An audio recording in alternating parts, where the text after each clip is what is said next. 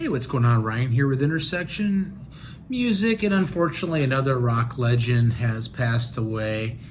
Garth Hudson, the last surviving member of the band, has passed away at the age of 87. He died in his sleep at a nursing home near Woodstock, New York, where he spent most of his adult life. He was born on August 2nd, 1937, Eric Hudson, Windsor, Ontario. Both of his parents were musical. His mother played accordion, she played piano, she sang. His father was a fighter pilot in World War I, but also played drums, played saxophone, played clarinet, played flute, played piano. Garth Hudson was a multi-instrumentalist himself. He was the architect, really, of the sound of the band. A band that was filled with multi-instrumentalists and for other guys, certainly Richard Manuel and Rick Danko and Levon Helm. He took piano lessons at a very young age. He played organ in church. He also played organ at the funeral parlor there in Windsor that his uncle owned. He wrote his first song at 11.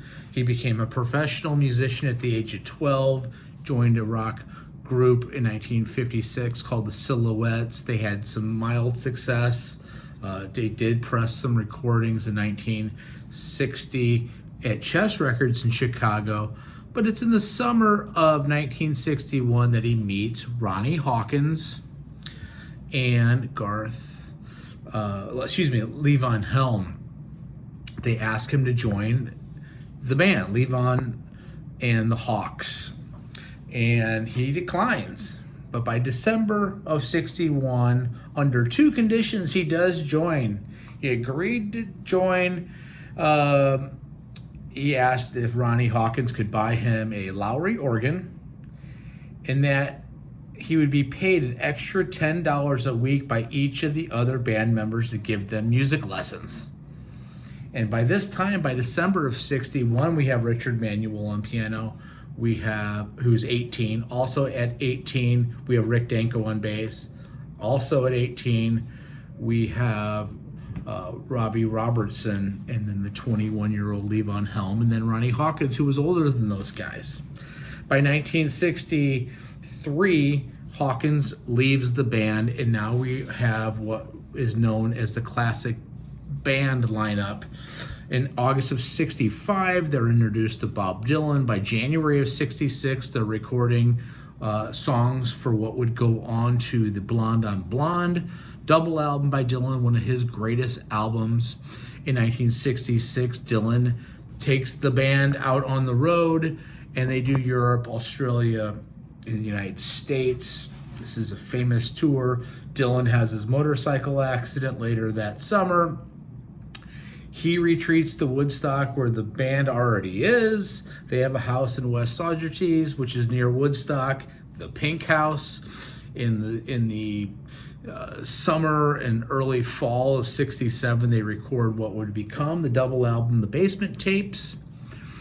And they're also working on music for their debut album, which becomes Music from Big Pink, which is released in 1968. Again, with Hudson playing multiple instruments. Again, kind of the glue guy in the band that makes that music unique with the accordion and brass and woodwinds and organ playing. Incidentally, the album Royal Albert Hall from 1966, when Dylan, is definitely worth checking out. It was released in 1998 and is fantastic. In 69, the band plays Woodstock. They also released their second album, The Band, which has Rag Mama Rag on it, Up on Cripple Creek, Across the Great Divide. Hudson famously plays clavinet with a wah-wah pedal on Cripple Creek. Songs on the debut album, Tears of Rage, The Weight, This Wheel's on Fire. The classic lineup of the band does 7 studio albums, Hudson in 1975 plays all the brass instruments and woodwinds on their great song Ophelia off the Northern Lights and Southern Cross album. The band finally, on Thanksgiving 1976, performs for the last time at the Winterland Ballroom in San Francisco. Martin Scorsese documented that wonderfully with his Last Waltz movie. Hudson goes into some session work at this point. In 1983, the band minus Robbie Robertson reforms. It plays together. Richard Manuel unfortunately passes away in 1986.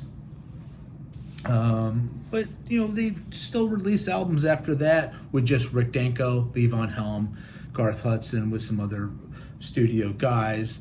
They put a great album out called Jericho in 1993. The song Atlantic City, which is a Springsteen cover, is fantastic. They're inducted in the Rock and Roll Hall of Fame in 1994. I saw them live in 1995 during the day on the river in Memphis on the Mississippi River, and it was an incredible experience. He then works into some session stuff. Rick Danko passes away. Ultimately, Levon Helm passes away. Unfortunately, last year we lose Robbie Robertson, and again, Garth Hudson has passed away in his sleep at the age of 87. The last remaining band member and just a genius musician.